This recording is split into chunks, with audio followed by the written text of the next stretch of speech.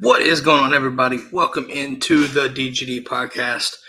I'm Robert Reynolds. Special guest tonight, Coach Hayes. How you doing, Coach?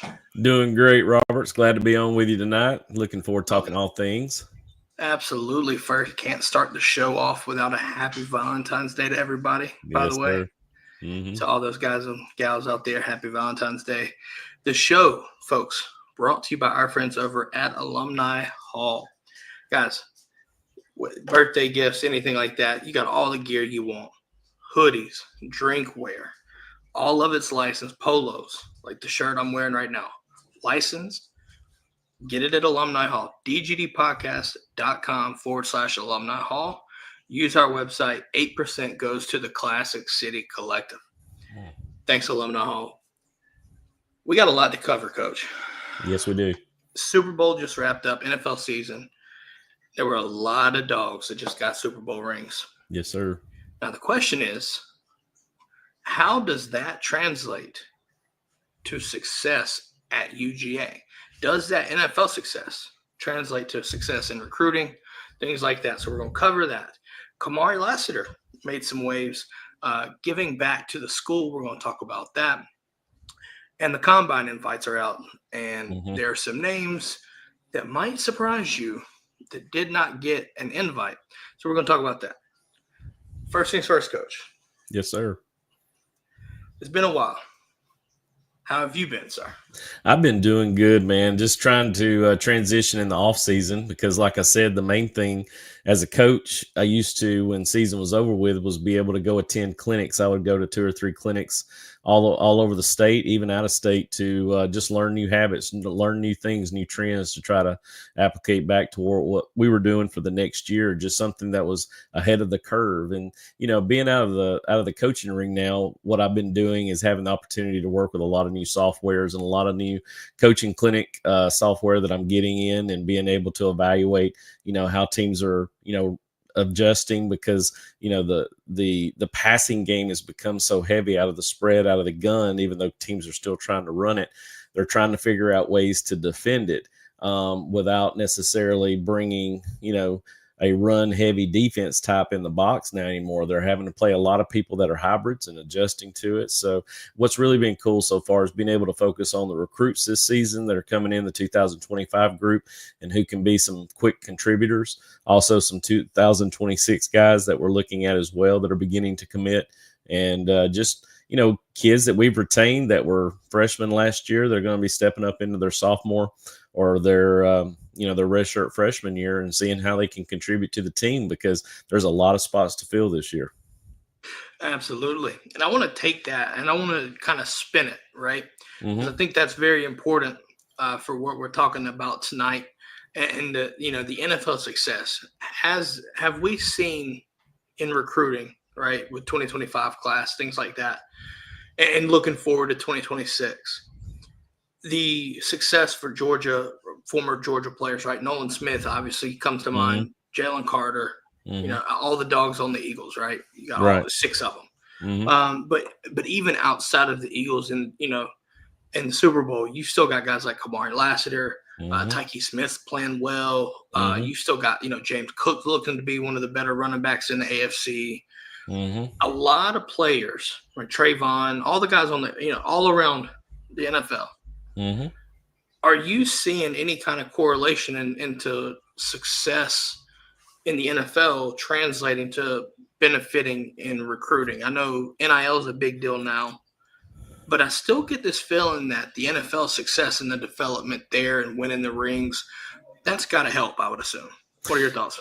Without a doubt, my man. You look at Brock Bowers, Ladd McConkey this year too, offensively, what they've done with the Raiders and the Chargers respectively as well. 1,000-yard receivers, right? Yeah, man. I mean, we expected it. We knew it from being Georgia fans, but obviously we had to convince a lot of people. I can still think of the solitude those Raider fans were feeling. I wish I had the cut up for that, for when they heard that Brock Bowers was coming to the Raiders, and they're like so disappointed as they're listening to that traffic. They were not happy. They were not happy. Yeah, it's changed up now. But to answer your question, I would say in the first quarter of Kirby Smart's tenure, the biggest key and connection was as we were beginning to build our recruiting classes and start looking at top 3 recruiting classes in year 3, year 4, especially after a second year unprecedented run to the national championship game that we still, 2nd and 26 will always live in infamy as a Georgia fan. But, I look at that and I think that was the beginning of where I saw that if we were going to get to the next level, we needed to start seeing more dogs going to the NFL. We needed to start seeing more dogs being drafted. And I really do think as we made it finally into the 2021 year, in the 2022 year, and having the unbelievable amount of talent that we had defensively, as well as the offensive, cogs that were in there as well. I think that's finally what put us on the map to start seeing these kids who we're recruiting can see, you know what, not only do you come to Georgia and get put in front of millions of people weekly to interface with, we are going to develop you to get you ready for the league. And you've heard it. I'm sure you've heard it as well as I have. You see so many NFL coaches now. I think that disconnect of what it used to be where NFL coaches felt like, you know what, we don't do what you do in the college levels. We're kind of the NFL. We don't need what you're doing. We want your kids, but we're going to do what we want to with them. And then you're finally seeing some general managers and some, the executives up in the office, they're beginning to humble themselves a little bit and say, you know what, if they did what they did and how they presented, just like our defense did from the 2021 year, and even the 2022 year, that if they're going to have that kind of success at the college level being developed by high-end coaches who know what they're doing, why in the hell would we not want to bring them on staff with us as well and have them, developed at the NFL level too? And that obviously is shown and reflected what we saw in the Eagles this year. You can even look at Green Bay. Green Bay has 6 Bulldogs on. It's Stokes, Bullard, Quay, Devontae. Yeah, you've got Devontae. I think it's Quay, Stokes, Trey Hill. That's another one. That's it. Okay. Trey Hill and John Fitzpatrick is another one as well. Gotcha. But you got those 6 on there as well, and 4 of those 6, were heavily contributors into that defense too. I mean, you take those 6 guys and you take the 6 from the Eagles, man, and that's a solid group of youngins. But yeah, to answer your question, I think finally that has connected with these recruits, the 2024 recruits, the 25 recruits, and soon to be 26 recruits. They are seeing what Georgia is putting together, the puzzle pieces that Coach Smart has, it was just a matter of time before it happened. So, I mean, I'm glad to see those things happening. And yes, I do believe that putting kids, inviting people to the combine, having more drafts every year, going to the NFL, 10 plus, and of course the unprecedented amount of 15 that went that one year. That's really it was 22, wasn't it? Yeah, it was 22. Exactly. No, it was a 21. It was a 21, I think. Yeah, the 21 group. Yeah, the 21 group. Yeah. But anyhow, to see those things happen, and we're going to continue. I think that's what's nice. I don't think it's kind of this one-hit wonder mentality. I think we're going to have a lot of drafts this year as well. They're going to have a lot of people. I do too. It might not be as top heavy as the 21. Yeah. But I genuinely think that there's a good chance. And obviously I think how they do at the combine is going to matter, right? I think a lot of those guys are going to have to perform well at the combine to really to solidify where we think they can go. Exactly. But just the fact that you get all these invites, and we'll talk about this later, but 14 guys got invited. Mm-hmm. That's a lot. That's a lot. And you talked about it, right? There's a lot of turnover for young guys. And I think that's where – I'm looking at the NFL model, and I'm not a true NFL guy by default. I'm just not. But when you turn on the news and you listen to ESPN, and all you hear is Georgia and Eagles GM, like that call that he made with Nolan Smith. I think that went around, made its way around. It's really just Georgia propaganda to really drives things home. And yes, it does. What you see on the field is one thing, but when you start to hear, Georgia, and you see Nolan Smith and you see Nakobe Dean, even if he got hurt, you start to look at that, and Jordan Davis, right? Like those guys were playing at a high level and brought a level of leadership and the culture from Georgia to the NFL, infused it into the organization, and now they're Super Bowl champions. Yes. And I think I'm not saying it's 100% tied to that, but I think it's a heavy influence because I think Jalen Hurts had mentioned that about the Georgia culture. And He when did. you start to listen to those guys, it makes me wonder just how many guys are paying attention, recruits, what I mean, to these NFL guys, because I genuinely think it's recruiting without recruiting. Yes, it is. And what's nice now is it's almost to the point where it's you hear people making passive income. It's almost passive recruiting now that's happening. Basically people are recruiting for Coach Smart and staff now and for that institution just because of what we're seeing reflectively going into the NFL, especially over the last 3 years. I think about, a lot of people don't realize. I'm glad you brought up that Jalen Hurts comment, because when he was in the pregame pressers talking to the media, he mentioned Nakobe Dean by name. That means something to me, because when I'm thinking about that, he wouldn't have said his name out loud if he wasn't some kind of if he wasn't impressing upon it's the very calculated. It felt like. Yes, very much so. And it's good. It's great to hear. These guys, these kids are listening to these gentlemen who are going up there and speaking, and they're hearing them talk about guys that went to the University of Georgia, was developed out of Mississippi as a 5-star, came up and just did some unprecedented things at the linebacker level. And now here he is with the Philadelphia Eagles and being mentioned as that staple on the defensive side of the ball, even as you said, being hurt, but able to, be something in the locker room that's just more than just the player, being someone who's, that character that we talk about. Because I'm going to tell you, I know I'm probably old school with this, but to me, you're never going to get away. You can have plenty of athletes out there, those 5-star talent kids that are just rich with talent, like it just oozes off of their body. But to me, you've got to have character that goes with that, because to me, the integrity of someone has to maintain that. And I think that's what you see when you listen to Nolan Smith talk, when you listen to Nakobe Dean talk, when you listen to Jordan Davis talk. Those things just, to me, permeate when you hear them talking in there with the interviews that they go through prior to the Super Bowl as well.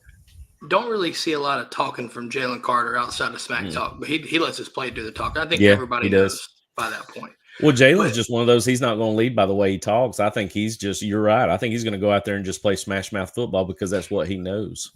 Yeah, I mean, it works. I mean, not everybody, and that's, I think you understand this too. And not everybody is built to be a true leader, right? Like, not everybody's built to be a leader, and that's okay. But I think when I look back on 2021, there was so much leadership, especially on the defensive side of the ball. Yep. You had somebody there at each level of the defense. That's huge. You don't really see that. And honestly, I don't think we see that again due to the state of college football and how things are coming along. Unfortunately, but even if you want to take away the Eagles, right? I mean, you had Nakobe a 5-star, Jordan Davis was a 3-star out of high school, right? Jalen Carter was a 5-star, Nolan Smith 5-star. That's cool and all, right? And kids look at that and like, oh, they're a bunch of 5-stars. But like you said earlier, Ladd McConkey, 3-star. Yep. Right? And someone who definitely used the combine to promote himself even more. You think about how he showed out the combine. I mean, all of a sudden, what we knew was known after the combine was over with Ladd. Yeah.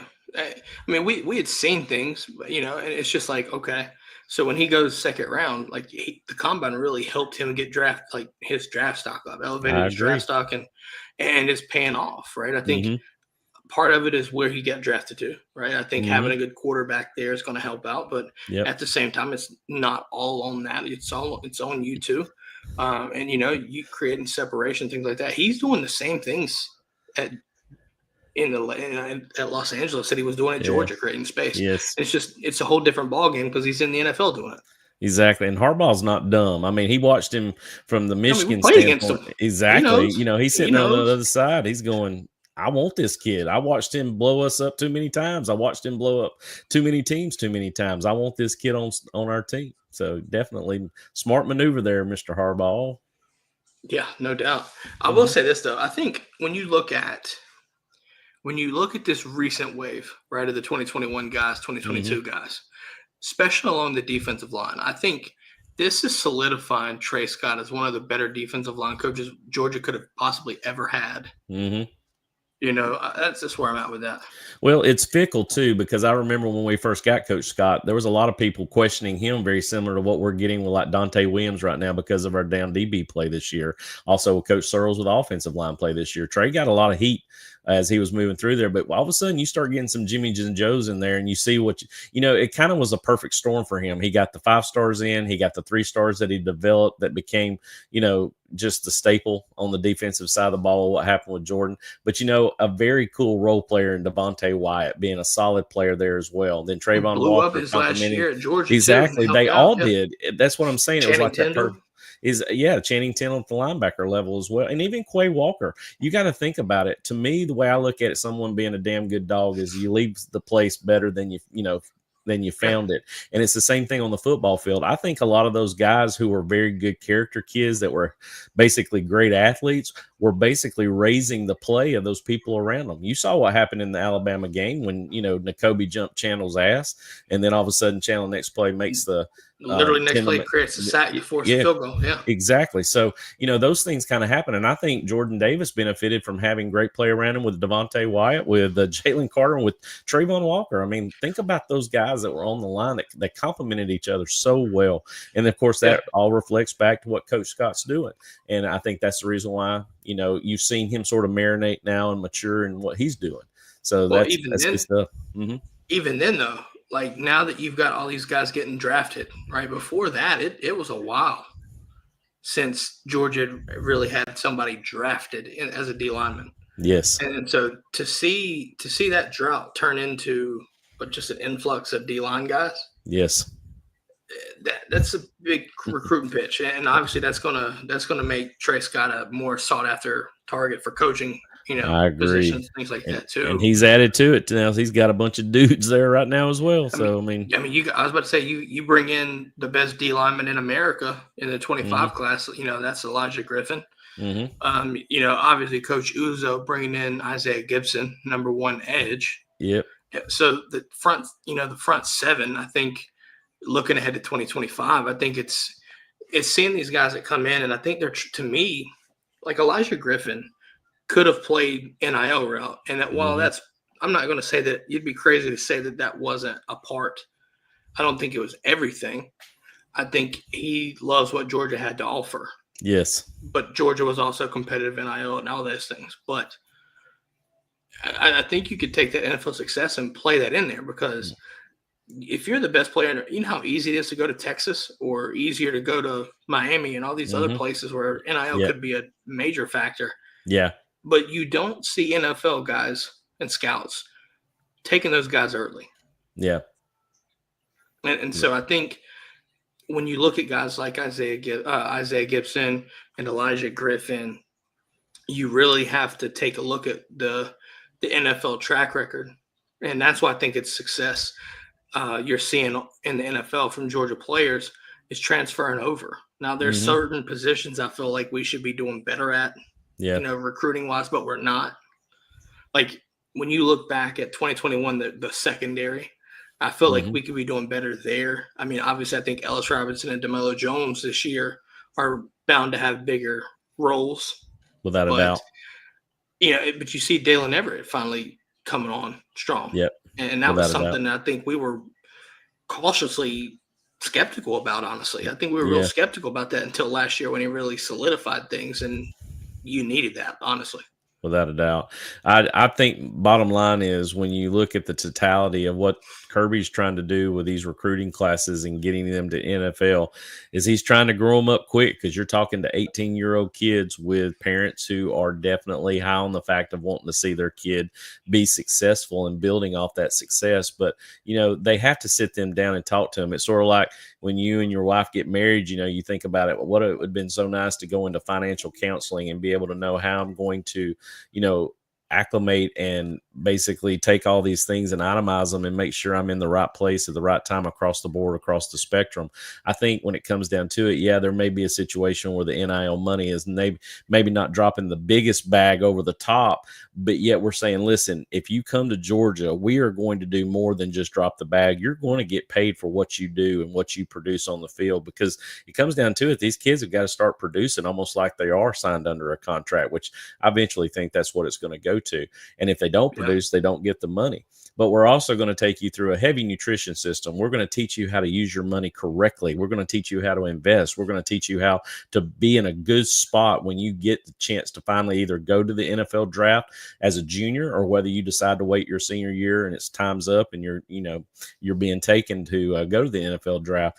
There's just, to me, it's just spread across the board. There's a bigger spectrum. There's a bigger game plan. And I think the kids who see that are the ones that want to be at the University of Georgia. And I'm not saying the ones that jump on a bag and, they're just taking it for the money. But to me, eventually that money play is going to be, I can throw the biggest bag at you. But when it comes down to it, if you don't produce, then all I've done is thrown a bag in somebody's face that's not returning on the investment that I'm giving you. What we're trying to do is we're investing in the whole player, and the kids to me that want to be at Georgia are the ones who are buying into that total game plan. I agree. Another thing though, you talk about throwing the bag at them. I'll tell you right now, Kirby's motto has been NFL over NIL, right? Yep, without a doubt. A lot. Keep in mind, I want to explain this. The reason why I say that's important is because you've heard stories about them having that rolling count of how much money on contracts that Georgia players have made across the NFL actively. Just wait until these extensions come out for all these Eagles players. Without a doubt. I mean, show me that I'm wrong. I'll listen if I'm wrong, but they're on their own rookie contracts right now. All of them. I would hope, too, that they show some kind of signing bonus for these kids, too, who wait. Because today's time, you don't see kids waiting anymore. I know a lot of them that are ready to go. They're ready to go by their junior year, so be it. Go. It's just like Brock Bowers. As much as I hate to see him go, he needed to go. I mean, he was – without a doubt. We knew he was gone. It was exactly. I mean, it's just something you have to understand. But if you prep yourself the right way and you put yourself in position to be a round one, day 2 pick, I'm sure them signing bonuses are also something they could show them and say, listen, this is what you're getting just for being drafted by this team. You haven't had to do the first thing for them, and you've got this money. So, I agree with you. There's definitely longevity to what he's showing them in the fact of, hey, the NFL contract, whether you're signing bonus and what you make, and then like you said, with the extensions of going to the playoffs, making a Super Bowl, winning a Super Bowl. I mean, how many of these youngins have we seen through the 21, 22, 23 years, even some of the, like you think about Sony Michel, going into the league, winning it with the Patriots. So, it's the same thing. We've seen a lot of Bulldogs winning Super Bowls. And so I definitely think that's that passive recruiting that's going to help these kids realize long-term is good. McCole with the Chiefs, Malik Aaron with the Chiefs. There's another example. But, I'm sitting there kind of thinking about this. Like you mentioned Brock Bowers, right? Like, you're not going to find another player like Brock Bowers at the tight end position at Georgia. I don't see him getting surpassed. It's going to take a lot. Yes. But if you look at it, like what Hartley's done in the development there with all the tight ends and things like that, I think it's translating over, into the 26 class too. Yes. You've got 2025, you're looking at, Ethan Barbour and Elias Williams, but then 26, there's a potential. You've already got Lincoln Keys, but you could get Mark Bowman. You could get Caden Prothrow. Like, that's a hefty list of some elite players.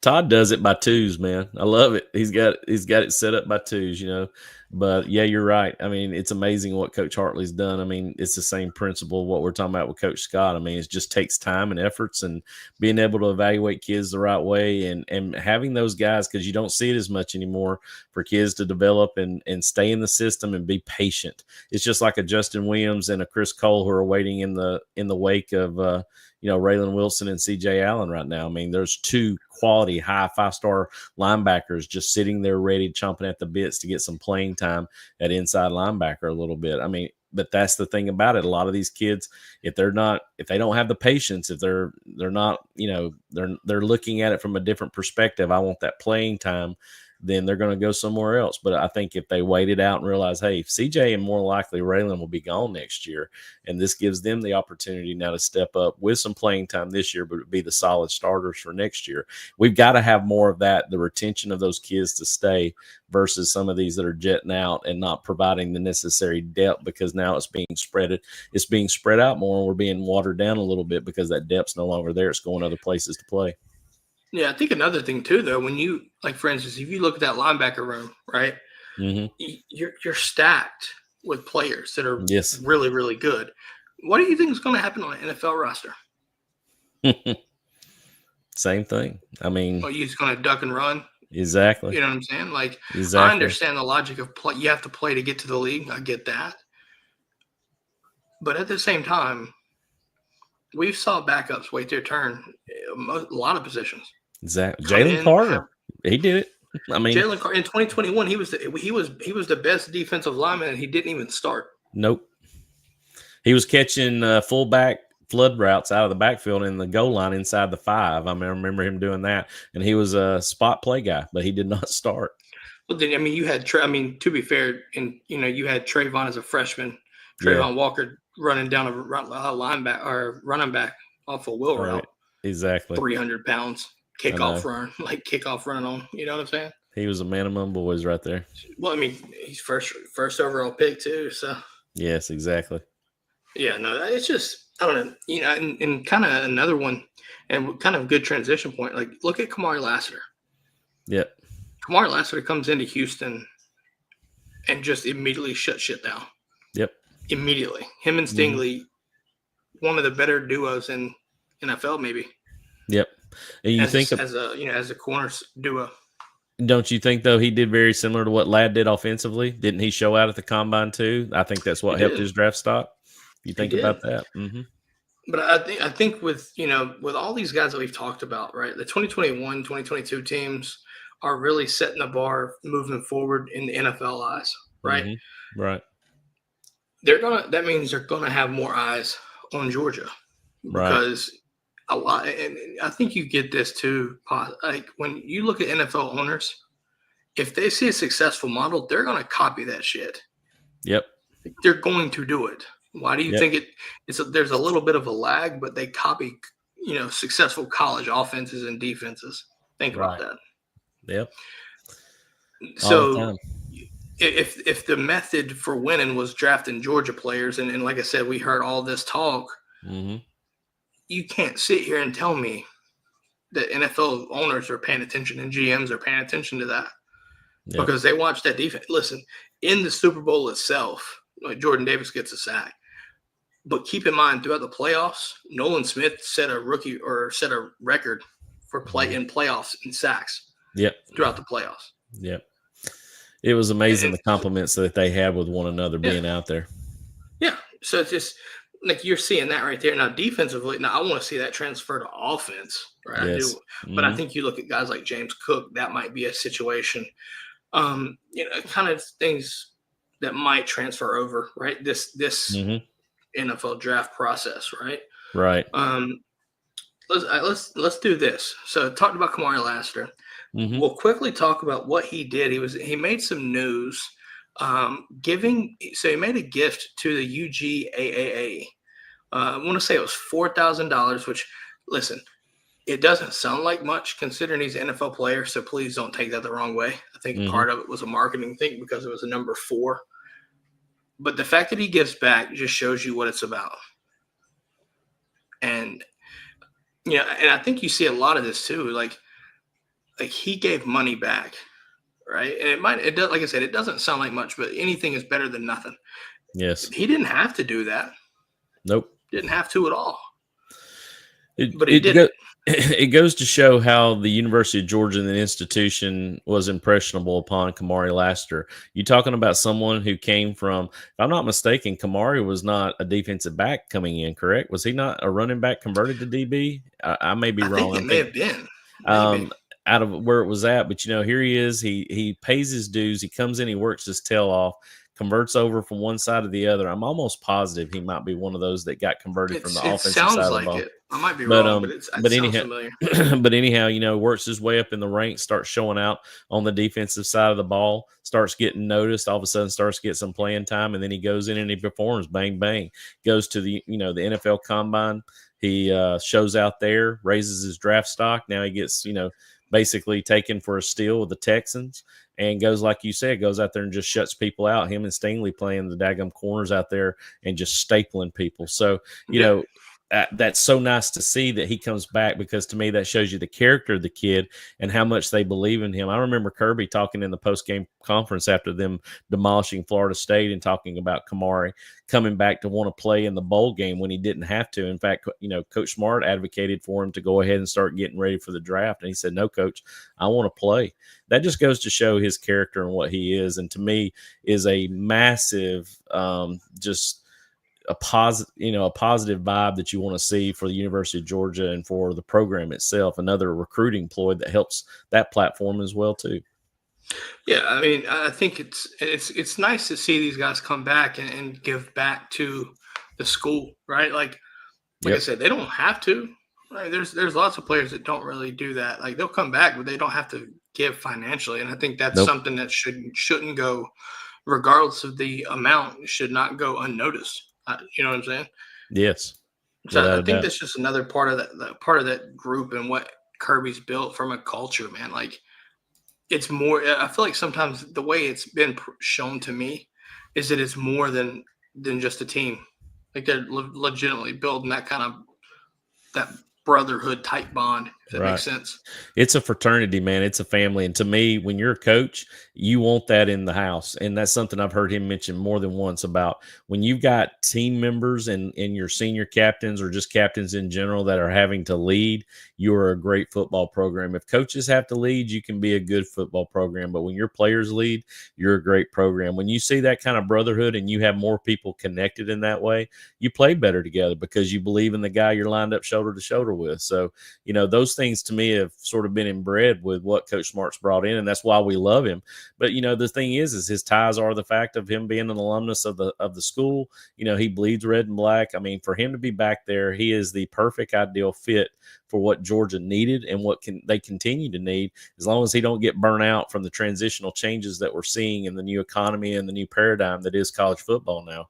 But I think over time, Coach Smart is the best fit we have because he brings that brotherhood, that fraternity, that family mentality. And that's why you see people like Kamari Lassiter coming back and saying, you know what, they did so much for me. This is a way that I can give back to them as well. So just kudos to him, man. Just very proud for him. Yeah, no, I completely agree with you there too. I want to talk about this though.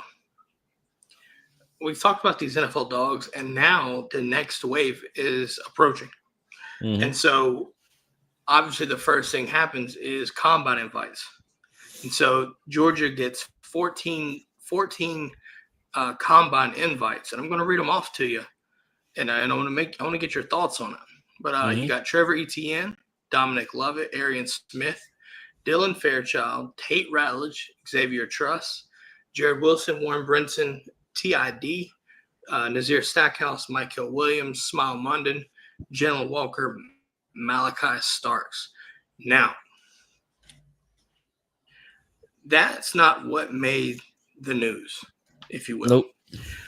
What made the news wasn't who went or got invited, but who didn't. And so there were 3 players that didn't get invited. So you got Ben Urasic, you got Chaz Chambliss, and Dan Jackson. Mm-hmm. And so a lot of Georgia fans, kind of myself too, were left to wonder why no Dan Jackson at the very least. I think people made a big deal about Dan Jackson, but you can make the same argument for Chaz. Yes, without a doubt. And so it leaves me to wonder, why did they not invite those 2 guys? I scratch my head. I really don't know. I think they really underestimated both of those guys. Why not give them a chance to come in with their solidarity of what they've done over the last 3 or 4 years? Honestly, to tell you the truth, I look at, Dan Jackson really out-competing Malachi Starks this year at the safety position. Nothing against Malachi. Yeah, he was definitely more consistent with play this year than Malachi was. I know Malachi was being moved from free down to nickel a lot. He was having to play 2 different positions a lot. It put him sort of, I think, in a crutch, but Dan played very got a lot more exposure too, because he sure did. Like we just talked about.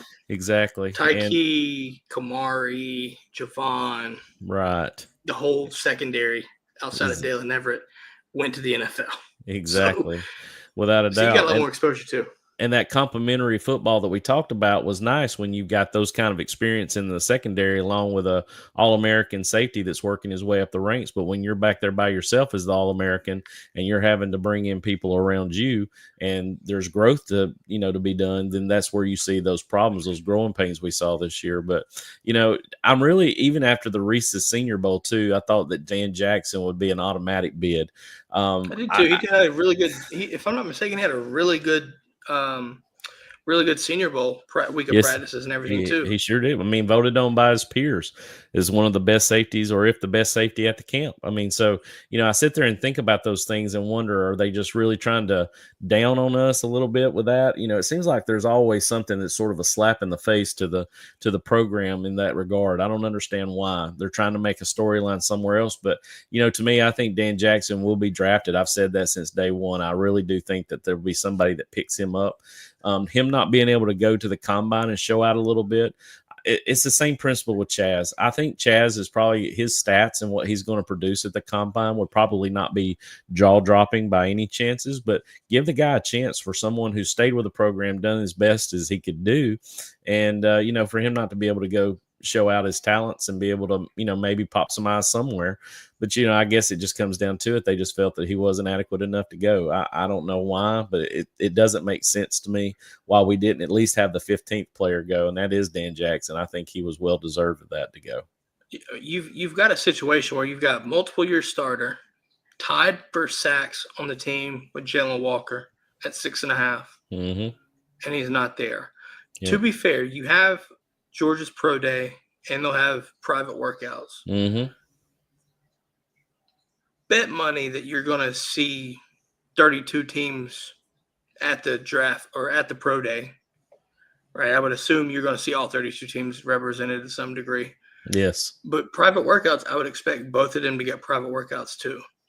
Yes. And if anything, with Chaz specifically, he is a turn the tape on type of guy. Yes. You've seen it from the IQ pre-snap. I think that's I think Georgia's going to miss this. And, a lot of people I've heard shit on Chaz Chambliss. Listen, I understand why you have the right to be mad and complain.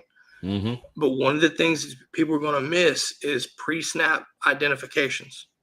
Yep. Tendencies, things like this, just watching enough tape. That's, to me, that's preparing like an NFL player. Yep. And so it's going to be missed. And I think your impact is going to be known. Now, you've got freaks on the edges. Yep. You've got some freaks coming. Yep. But I think his experience and his again, experience and all that is going to play a huge part. But Dan Jackson was an impact player. Right. Impact Without player. a doubt. Yeah. When you look at draft grades, and I'm sure what they're going to bring down the specs to me with Chaz is that he's got the size to be an inside linebacker, but not the speed to cover running backs, not the speed to run downhill and do those kind of things. And he's too small to play the edge. A lot of people say he's small. I mean, he's a cut up, very thick kid, but as far as playing the true DN, taking on NFL tackles, he's undersized. So, he's not going to run anybody down. And when he's playing up on the line, which is to me his better suit, honestly, he might have a situation where they think that he's not going to be able to get off blocks, because Nolan Smith by far is smaller than Chaz is, I believe. I think he's a little bit smaller. And Chaz, I just think shorter. I think Chaz might be a little bit taller. Yeah, Chaz is a little bit taller, but I just guess they see that he wouldn't be able to do, because that's the problem, is he's sort of mismatched with what he can do. And so that might be the reason why that they're looking down. But I agree with you. When they have the Senior Pro Day and they have the ability to work out in front of some NFL teams that'll be there, as well as, maybe getting some private chances to work out as well, get the opportunity to shine. Dan's going to be one to do that. I don't think he's going to sign as an unrestricted free agent. I hope somebody picks him up, hopefully in the fifth round, sixth round, whatever mid to late day three people. That's what I'd love to see, and take a shot on him, because I think he's going to contribute wherever he goes, because he's known nothing. If you talk about eating off the floor, you talking about the humble mentality. If there's someone who's done that and lived that, it's him. And he's shown time and time again that, if you think about it, he was the determining factor to win the Georgia Tech game that we sat there and watched for 8 overtimes to cause that fumble. That was huge. There's just so many things that he did this year. And by far, but to me, he tracks down people from the alley better than any safety I've seen probably in a long time. And it just goes closing that gap and taking the right angles. And taking the right. We saw that in the NFL. I mean, in the Super Bowl. Yeah. Think about that. Yes. Right? Think about Cooper DeJean running through the gap, closing that space, right? Like, I think he fits it like Richard LeCount did. Richard LeCount did a good job of that as well. Yeah, and Dan does the same thing. He does it without hesitation either, because he knows if he goes up, trying to be under control, he's never going to get to that spot that he needs to get to. And you saw it time and time again for a lot of people who's done some different boards for Dan Jackson and showed some highlights for him. Yeah, for one or two that he might miss every once in a while, and he's had some misses, but heck, at safety, you're going to miss some people. That's the reason why you got good athletes making plays in space, and you got to learn to get better and make a tackle when you're the only one that can do it. But for every one he's missed, there's 8 to 9 where he is just freaking actually spearing somebody, just taking their will away from them. So, I hope they give him a chance eventually. I do too. I see a comment here. Thomas Barnes asking, who are your top 3 DBs and why? Now, to be fair, I need clarification on this because there's a multitude of different answers depending on what are you asking my top 3 for. Are you just talking about Georgia DBs, or are we talking what specific? But in the meantime, maybe, Coach, this is a good point to do this. Maybe let's talk about our top 3 DBs from Georgia. Let's do that while we find out more clarification. Who would your top 3 DBs? I'm assuming we'll just include the whole secondary here. Who would your top 3 be? Well, there's obviously reason to bring in new safeties from the portal because of what we lost with KJ Bolden coming back. I really do think we're a little bit heavier in the cornerback position versus the safety position. But to answer your question, I mean, you're looking at Ellis Robinson, you got Dalen Everett, you've got DeMello Jones coming back, you obviously got Daniel Harris, even Andre Evans. I don't know if they're going to put him at the safety.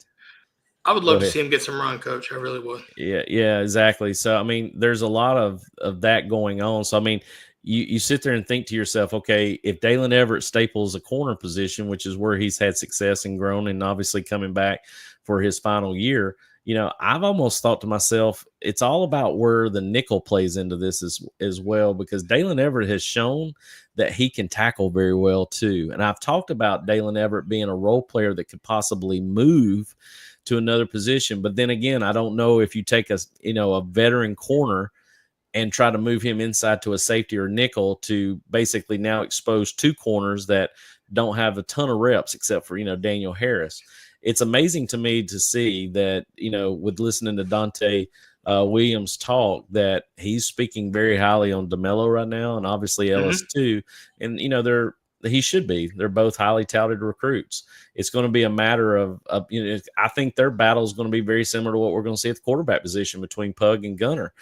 We just don't know what we're going to know until April gets here and we start seeing them line up and go out for the spring game. I'm sure we'll hear some whispers as we go, but you have to say Daniel Harris, Dalen Everett, an Andre Evans, DeMello Jones, or Ellis Robinson, and you look at that group of rotators for 2 spots. I say that's probably what you're looking at for next year. I don't know any other names right now that to me would fit those categories to show the ability to play. I'd like to see what Kyron Jones is get more run.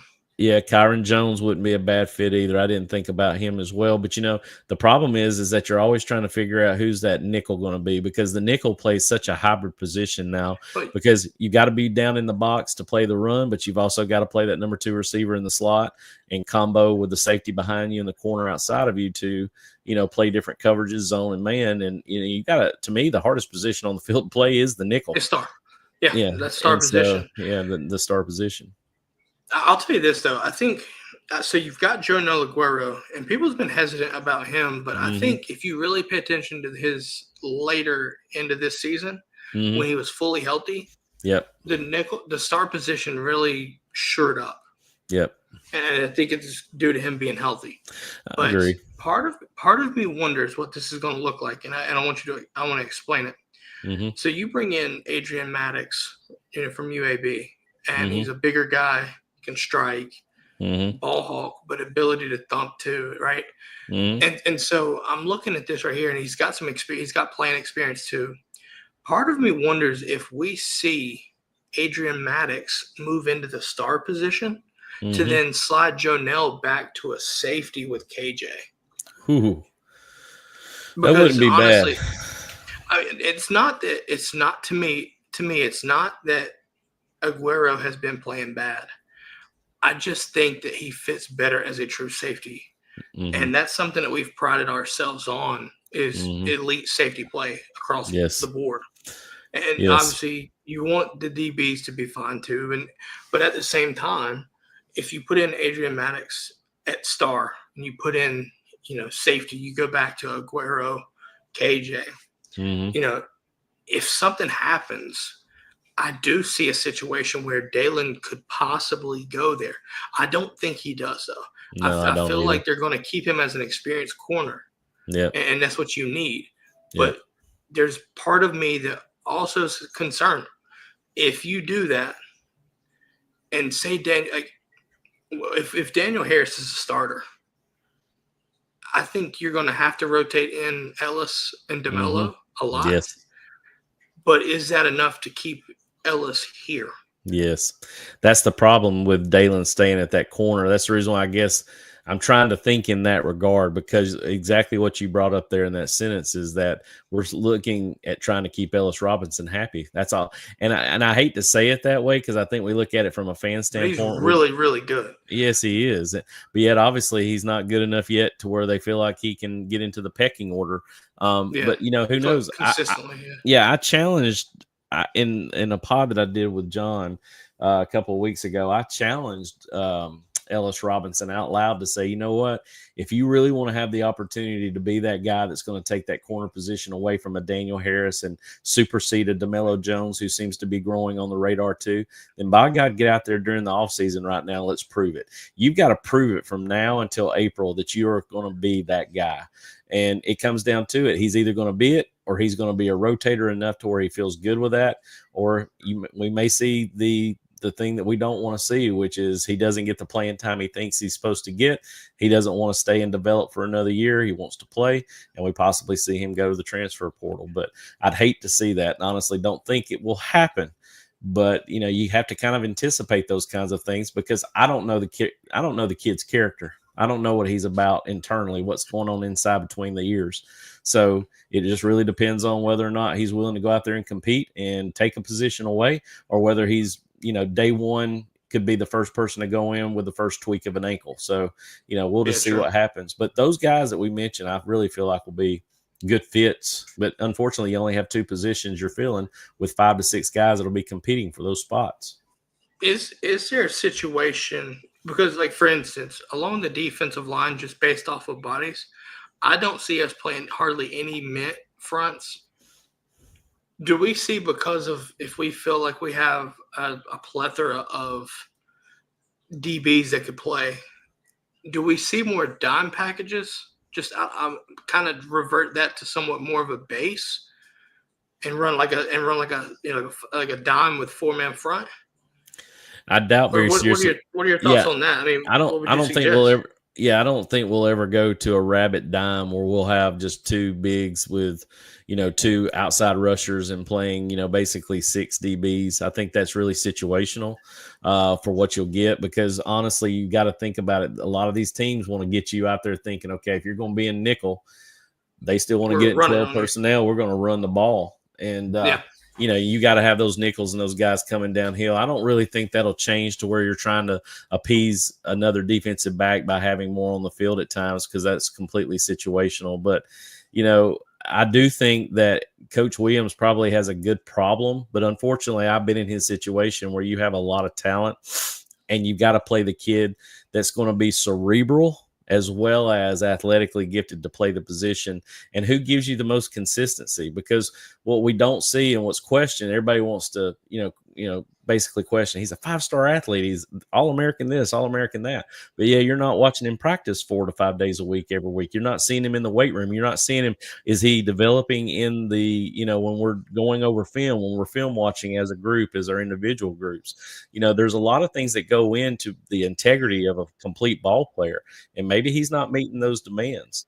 I do know this, that when Georgia Tech game happened, and I know there was a lot of flack on him, but you saw him and Humphreys walking into the locker room together while everybody else is out there celebrating an 8 overtime victory over Georgia Tech, and they're just walking by the entire group as they're celebrating, and they're just walking with their tails tucked back to the room. We know where Humphreys decided to eventually go to the portal.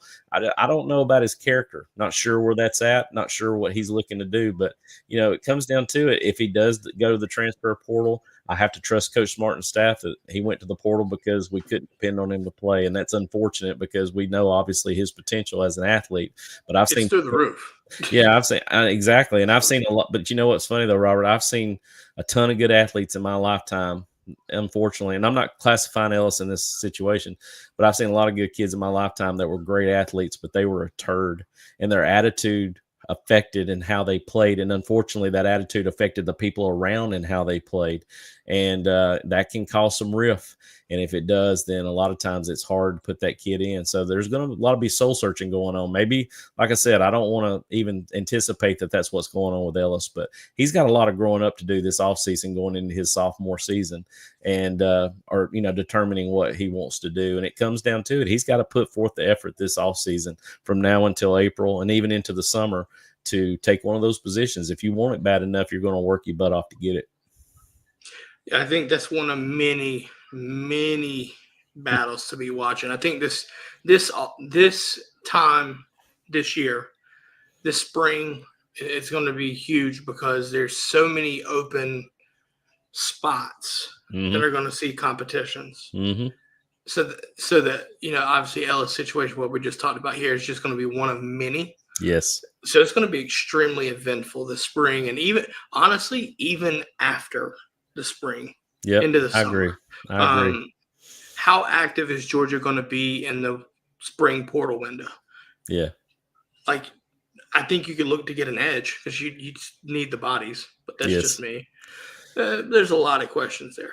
Coach, I want to thank you. I want to thank you though for coming on and giving us this insight and whatnot. Kind of leading us into a good part of the year, right? The spring and getting ready for the combine, watching the next wave of the NFL dogs. Yes, thanks for coming on. Like pulling the X's and O's with you too. It's always fun. My pleasure, Robert. I appreciate you having me on. Anytime you need me, just holler at me. Hey, where can people follow you if they want to follow your work? And I know you do. You're doing some content as well. You want to talk quickly about that too? Sure. I appreciate you letting me do that. Yeah, my individual places that you can catch me at is at Coach Hayes Huddle spelled HUDL. I do individual player breakdowns, recruit breakdowns, X's and O's, just showing you basic schemes and understanding how defenses react to offenses and vice versa. And then as well with John Smith on the Dog Dispatch, we do that together conjointly to just bring you, just any information that we can about those Georgia Bulldogs, and just like what Robert's doing with his show and taking the time to help those understand the game a little bit better. So at Coach Hayes Huddle is my individual channel, and then the Dog Dispatch with John Smith. Thank you, Coach. Hey, by the way, if you like this content, you like this discussion here, if you like what Coach Hayes had to say, I know you don't like what I have to say, I understand. But if you like what Coach Hayes said or had to say, make sure to like this video, subscribe, rate, review it if you're listening on Apple Podcasts. Spotify, you're watching this too. But leave us a review there too. Listen, it's free, and it helps us more than you know. But with that being said, we're going to wrap this thing up. It's Valentine's Day. It's waning hours of Valentine's Day. We're going to get off here and go spend some time with the loved ones. Yes, sir. With that being said, have a great rest of your morning, evening, good afternoon, whenever you're watching this. That's all we got. I'm Robert Reynolds. That's Coach Hayes. We'll catch y'all next time. Go Dogs. Go Dogs.